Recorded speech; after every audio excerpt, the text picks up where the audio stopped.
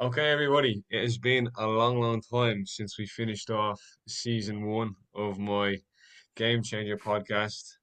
I've missed it, and now it's great to be back.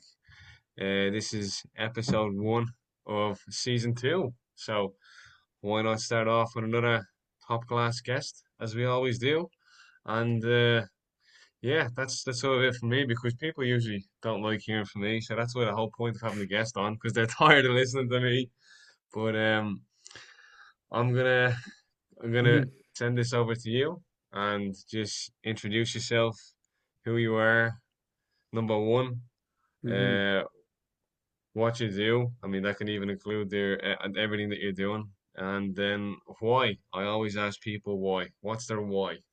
So the floor is All yours, my right. friend. Yeah, thank you for having me so much, Finn and Finian. Uh, yeah, apologies. I'm not too good with these Irish names yet. I'll get there one day. Excellent.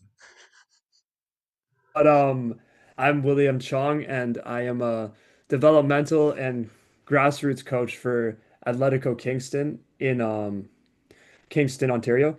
And I also attend school at a Queen's University, also in Kingston, Ontario. But yeah, I've been doing this coaching wise for about a year and a half. I started in May of 2024, so yeah, it's been around a year and a half exactly now. But yeah, it's been a really cool experience to do that.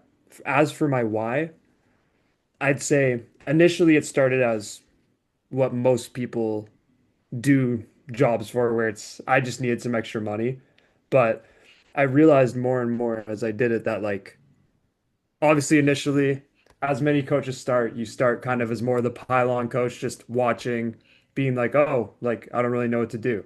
But I was grateful or fortunate enough, I should say, to have a coach at the time who was the grassroots head coach of Atletico Kingston, formerly Junior Gales, or formerly Junior Gales, I should say.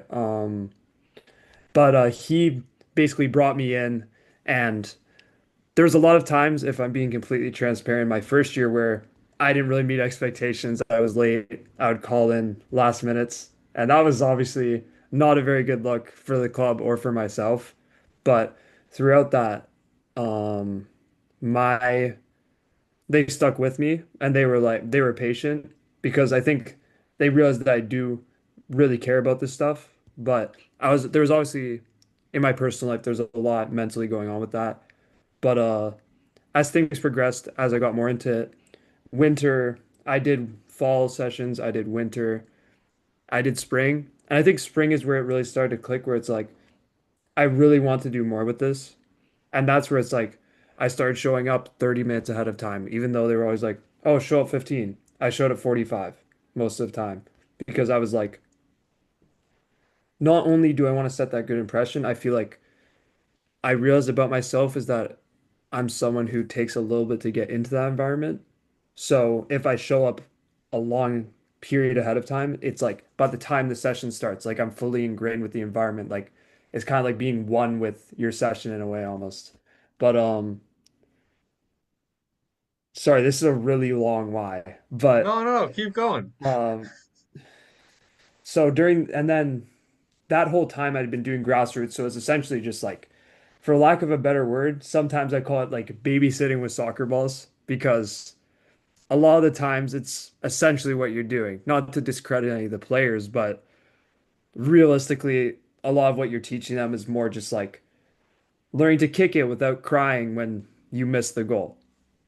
And as you get older, obviously that becomes less so. And when they get to U7, then you can start kind of being like, okay, you probably don't need to like kick it all the way down the field just because you can. And then as I got into the summer, I was grateful enough to have that same coach who kind of started me out and was mentoring me a little bit. He offered me an opportunity to start working in the developmental programs, which is from 8-year-olds to 12-year-olds. I started mainly with just like U8, and obviously it was more of a supporting role at the time. Like I had other coaches that had been doing it a little longer, and I just did the same thing. Like I showed up early, put the work in, and slowly but surely I got more comfortable. I got to know the kids, which is undoubtedly the best part of why you coach. Like I feel like there's this kind of thing, realization that this is bigger than any part of your own life, where it's like not only are you doing something great in teaching the next generation how to do something they love, but you're also a role model to these kids. Like like it doesn't matter where they see you. If they see you, your coach, like these kids see me as Coach William no matter where I see them, whether it's in the supermarket, whether it's on the street. So I think realizing that through all these sessions I've done, it's like I think that's become a big why for me. Like in a way, it changed my life because I never, I feel like it almost solidified this kind of sense of morality that I felt like I had lost a little bit through maybe the last few years of my life, where it's like you have a responsibility to present yourself in a way that these kids can feel like, oh, I want to be like him, or oh, I want to act like he does.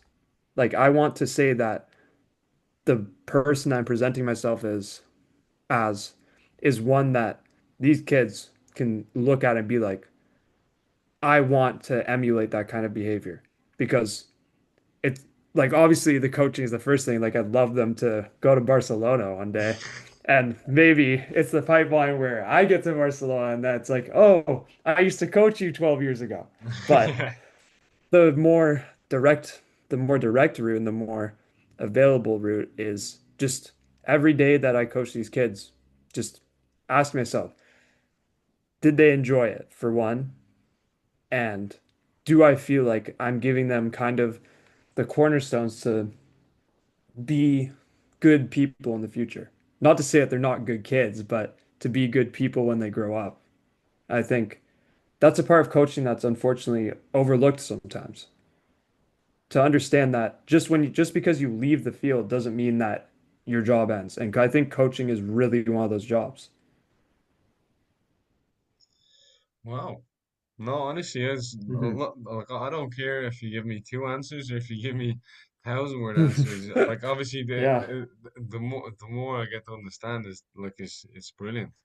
Hmm. So no, I love that. I love that why. Um, Hmm. obviously, look, me and you know it's been short. But just talk to everybody or just tell everybody how we know each other, and Hmm. in this sort of short space of time, what ideas, if any, have we given each other? Hmm. So, I actually can't remember who reached out to who in terms of connecting, but I'm sure it's not that relevant. But either way, we connected around, I'd say, a month ago or so, right? Yeah, Something like that. And I reached out and it was just like, hey, like, what advice would you, because unrelated, but what I've done with every single coach that I've connected with is I've kind of sent them a message like, what advice would you offer someone? What advice would you offer yourself if you were starting out, knowing what you know now? And I feel like it's a question that I feel like it's really difficult to kind of word a question where it's like you can ask it consistently and you can get a plethora of different answers because it's like if I just ask them like, "Oh, what makes you like coaching?" Like I don't think I would get many answers that would actually benefit me. But I think that kind of question really pulls that kind of meaningful, like powerful answer of someone if they take the time to actually answer properly. But you get the good and the bad. That's just how it is. But what I found with I'm gonna ask you your name and I'm so tired. I'm sorry. Finian. yeah, exactly, Finian. yeah, Yes, Finian, okay. yeah, Did I say yeah, I think I said it correctly the first time, but I may have just made myself look like a melon in front of however many people will watch this. no, it's all good, it's all good. Yeah, Like yeah, yeah. I that's mean, I mean that's part of the personality, isn't it? exactly. Exactly, exactly. Mispronouncing names has unfortunately become part of my set of coaching traits. Still Yeah, working look, on it. happens to everybody, happens to Man, you don't everybody. understand the amount of times like I've been doing attendance and I'm like uh trying to think about how to pronounce it and then I just completely bosh it, like completely throw it out of the window. Oh, And stop. they don't even know that I'm talking who I'm talking about. They're just like, huh? Oh yeah. They're just like, yeah, I'm Sorry. here. I'm sorry, we're getting sidetracked. My apologies. No, it's good. So I came, yeah, so I came and asked you about um like what would you give if you advice wise to your younger self when you were starting out as a coach?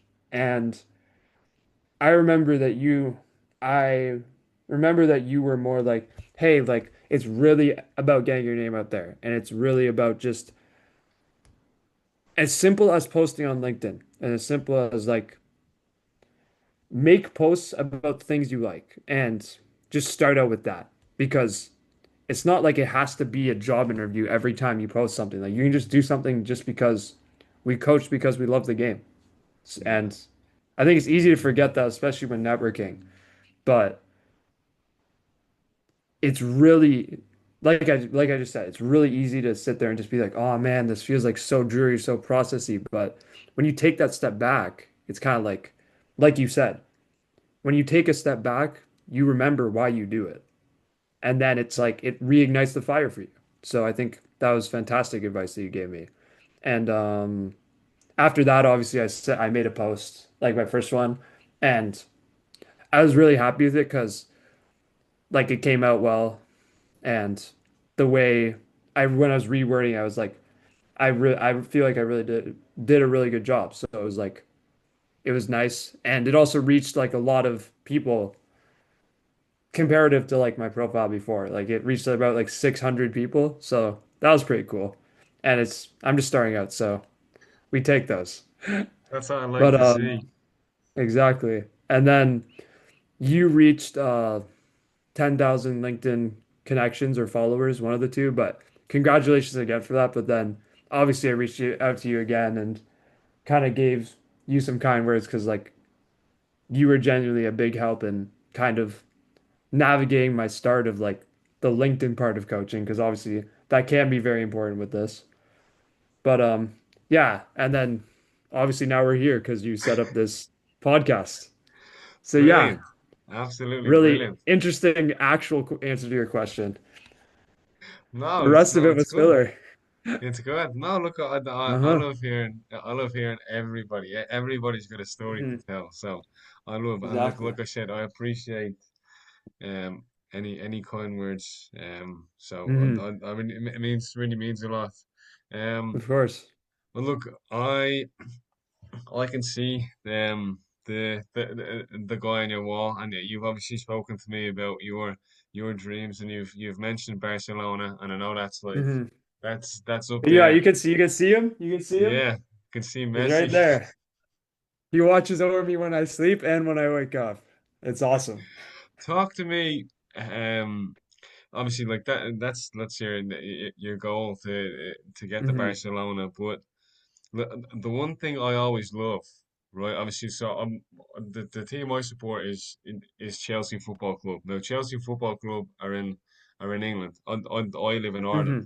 but I'm always curious to find out people's stories. So you're based in Canada. Barcelona Hmm. is based in Spain, thousands and thousands of kilometers in the distance. Tell me, you don't just wake up one day and say, Spain, I'm going to support a team in Spain. Let's look around Spain. Barcelona. Or maybe you did. Hmm. Okay. Unrelated, but that's honestly what I did with my the like the American football team that I support, and I regret that decision every day because they are absolutely rubbish. Like they are awful. They have not ever won the Super Bowl, and they made the playoffs like once in the last 20 years. So Wait, who is the team? Cleveland Browns. Or Feels disgusting to even say it out loud. All right, anyway, but yeah, sure. on Bring that us back to note, Barcelona. for uh for that, so what I remember, and I always tell this, but I'm not 100% sure how accurate it is. So when I was in Vancouver, because I have family that lives out in Vancouver in British Columbia, we were watching the World Cup there because that was during the 2014 World Cup time. And I remember we were watching on the TV. It was the Argentina versus Iran game.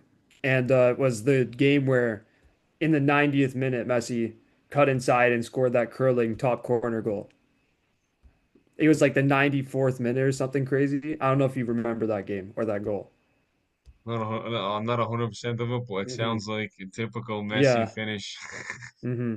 But it was the second game of the group stage, and that was the first time that was the first game I'd ever watched, I believe. And when I saw Messi do that, I was just like, wow, this guy's my favorite player. Because I was like 10 years old, and 10-year-olds just kind of that's just how it is. So Yeah. I did that, and I was like, oh, what team does he play for? And it was like Barcelona. I was like, okay, well, I'm a Barcelona fan now then. And then obviously my love for the club built, and it's like it wasn't just Messi. But so when Messi left, it was obviously very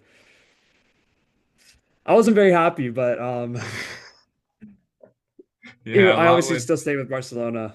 Yeah, I that whole think situation was it's unbelievable, tough. but very sad to say Yeah. the least. But yeah, that's my why because Messi was my favorite player. Not really that like a crazy reason, but No, it's it's just how it is. same with me. I saw Damien Duff playing international football for Ireland at the time. I didn't support any team, just Ireland, and then he was with Chelsea at the time, or he just been transferred to Chelsea at the time, and What was his name, sorry? Damien Duff. So he used to play as a winger for Ireland, blonde hair. But yeah, I don't think he, I've heard of that guy. I'm sorry to break your heart. no, it's okay. Look, I mean, I don't think most Irish players will be as well known as the guy that's on your wall, Robbie Lionel Keane. Messi. Yeah, but and you know one thing I always sort of love to find out, and obviously, look, this is even myself. So I've Hmm. supported Chelsea for the last 19, 20 years. So I've supported what like Hmm. one club. That's Hmm. that's been my team.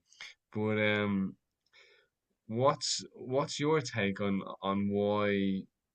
why people pick one club and just stick with it, like stick with it for life, really? Because I mean, there's obviously in Ireland, there's Liverpool's big, Man United's big. There's obviously there's a couple of Arsenal um fans that I know too. But Hmm. yeah, what why do you think people should stick, or why do you think people don't just chop and change every season? What sort of what's your take on all that? I think I think in terms of why people don't, I think there's this sense of loyalty where it's like you support this club and you follow them through the ups and downs of a season. I'd say like to compare it to coaching itself is very similar to like you coach if you coach the same group of like U8 kids, like and you see them succeed, you see them fail, you see them cry, you see them laugh, see them happy, see them sad. It's like you develop that kind of attachment to them or relationship where it's like you've been through the highs and lows together, and that I think that brings that strength of connection. And I think when you follow a team, it's a similar thing where obviously it's not as maybe first person as it would be for like coaching like a group of 8-year-olds, but it's still like you invest time into watching this team. Like you invest time into reading up about injuries, about transfer rumors, all this different stuff. So like you almost develop like a like almost parasocial but not relationship because obviously they have no idea who Finney and Trenner is, unfortunately. But they will Uh, one day. They will one day. Well, Soon, soon. likewise, the Yeah, they exact have same no goes for idea you. who William Chong is. They'd probably think it's someone trying to scam them, but Ah, no, that's brilliant. Because I think nowadays, I mean, I don't know if it's the same with you, but what I've definitely come across, especially with younger kids, like bandwagons. that age that you speak about, is just everybody just follows a player. So it's just like Hmm. everybody supports Inter Miami now because Messi's there. Everybody supports Al Nassr because Ronaldo's there. Everybody supports, not everybody, but a lot of people support Santos Hmm. because of Neymar. But I mean, I just feel, like you said, I this don't whole agree with it. loyalty thing. Honestly, Hmm. it's brilliant. I know you kind of you sort of touched on it a bit at the start, but Hmm. what sort of challenges have you faced up until now? And maybe if you can kind of think, I know it's hard, but what sort of challenges or obstacles?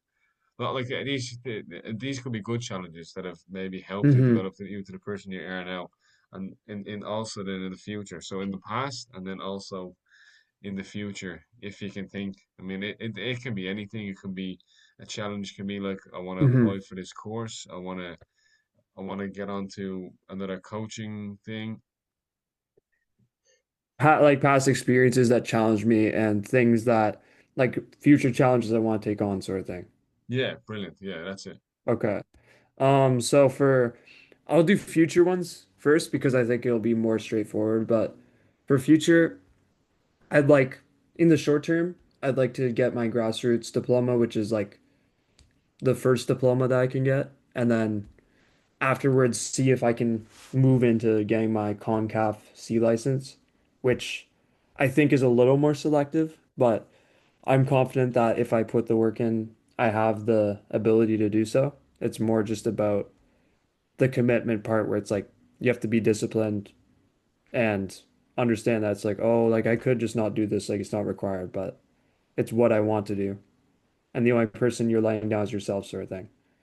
Yeah, And also I'd like to finish my university degree and get that headache out of the way.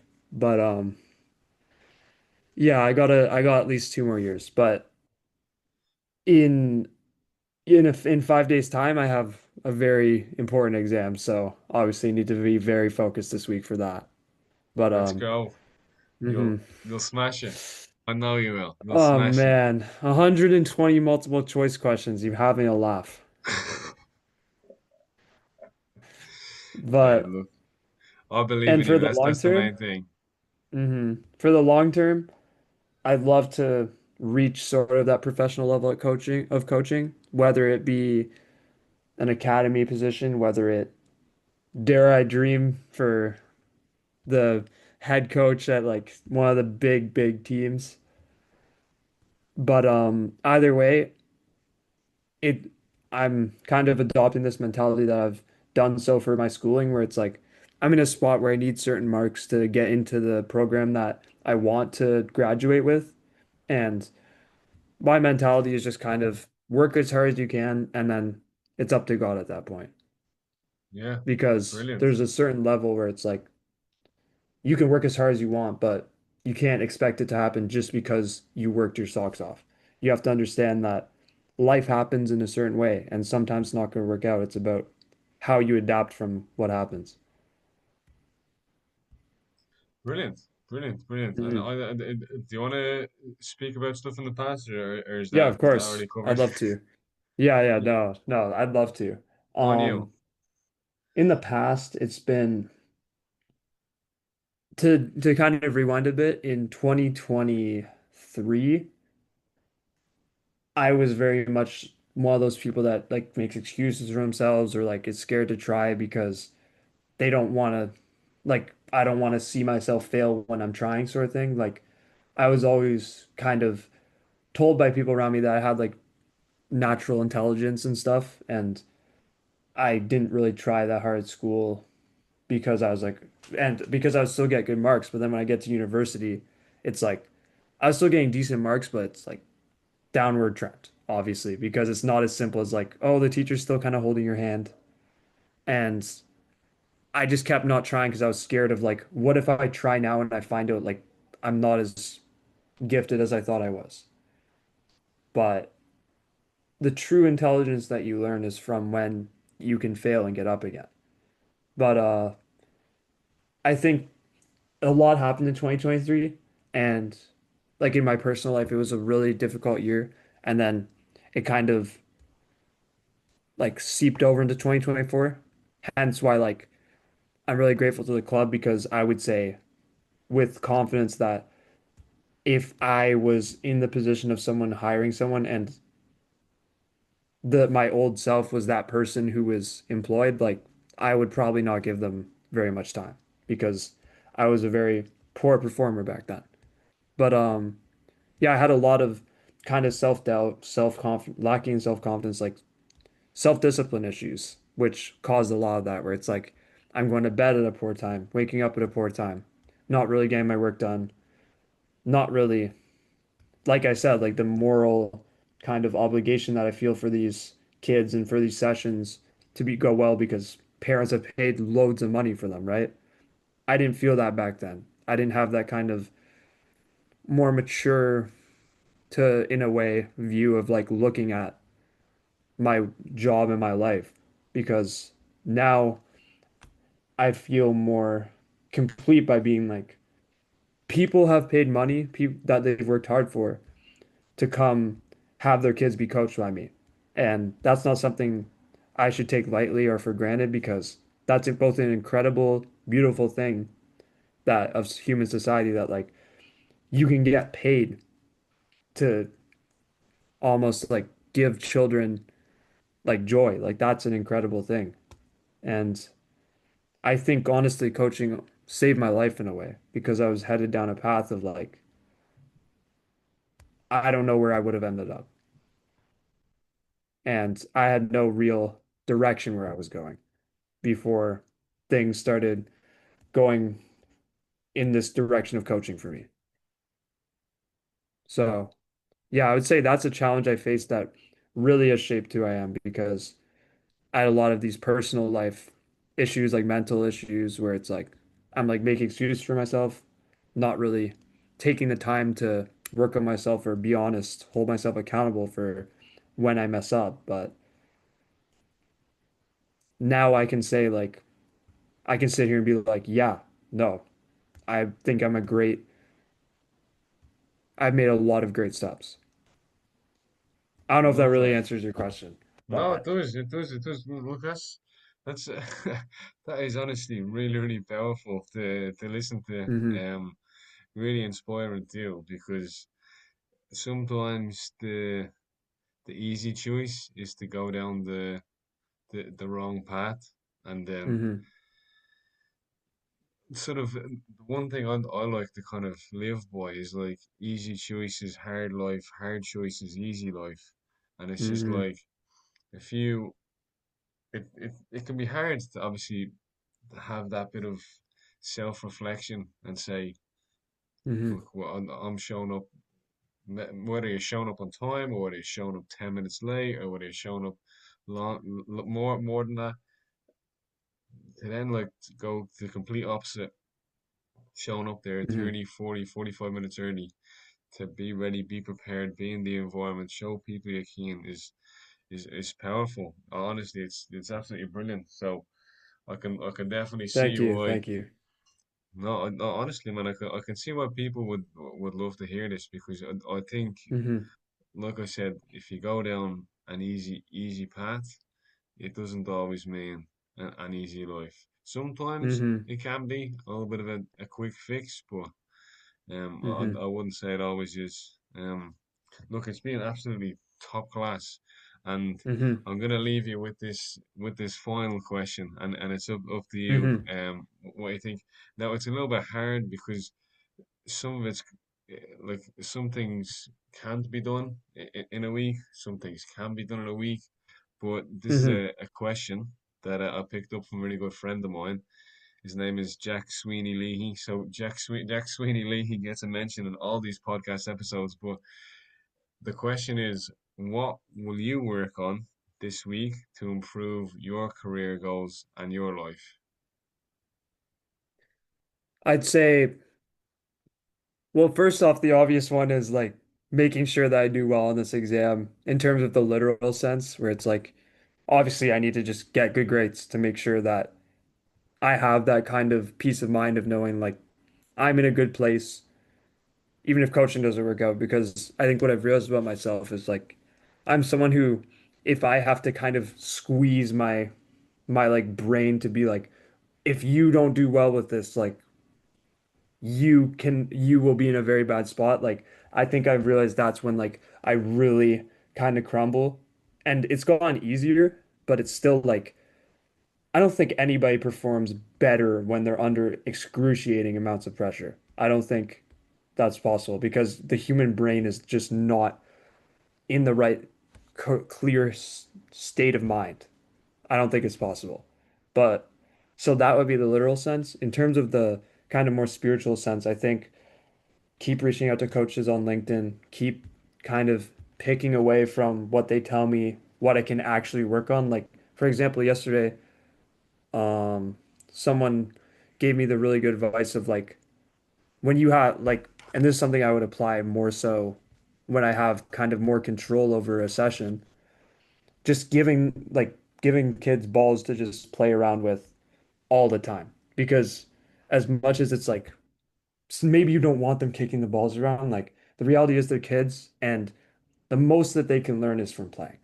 There's nothing you can say that will replicate just kicking the ball around. Like, and I think it's something I've come to realize where it's like the more I speak, the more I'm asking myself, like, is what I'm saying really going to change much about what they're doing right now? And it's not to demoralize myself as a coach, but more to be like, sometimes the best coaches only say minimal words. And like I think that's a big lesson I'm trying to work on in general, but also this week specifically, just being like efficiency of words rather than like quantity of words. No, I love that. That's it's something that I've definitely picked up on as well. Um, Hmm. with a couple of courses that I've done, and Hmm. I think you can definitely excuse me, you can definitely overcoach people, and Hmm. And then they just especially turn into robots. yeah, exactly, and especially that at that young age, it's just all about play, freedom, expression, creativity, um, fall on your face, get back up, score a goal, score an own goal. Hmm. Who cares? Just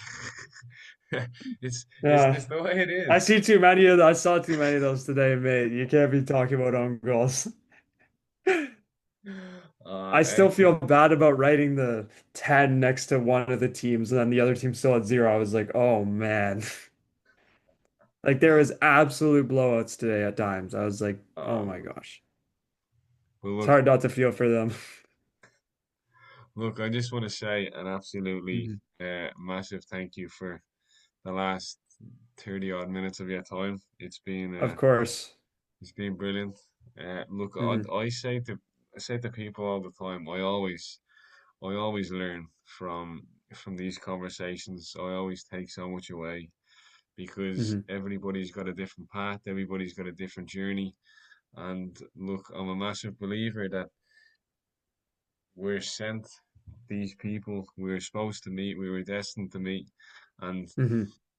look, I'm sure 100% we will definitely meet in the future. And I Hmm. can only hope and wish you the best for everything, for your coaching, for your university, for your exams. Hmm. Like I said, absolutely great guy, and I hope you Hmm. get the great results that you deserve. Yeah, you as well, mate. Like I actually have a lot of appreciation for the advice and also getting this opportunity is just like extremely cool. Like I'm very, very honored and humbled to have the chance to sit down and just kind of be asked about my coaching journey when it's just begun. Like I think a lot of people would have coached for a lot longer than I have and maybe don't get such a great opportunity. So it's really humbling to be on here and just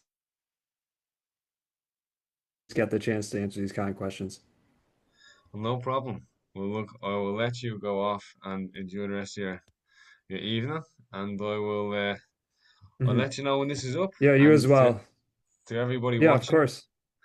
thank you again, and hope you enjoy it. And here's to the next one. And here's obviously wishing Will the best for the next year. And definitely we have to come back and this time next year he's going to be coaching Barcelona.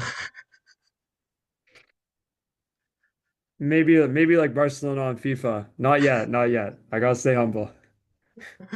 Right, I love that, mate. Look, thank you very much. Appreciate Yeah, it. of Take care. course.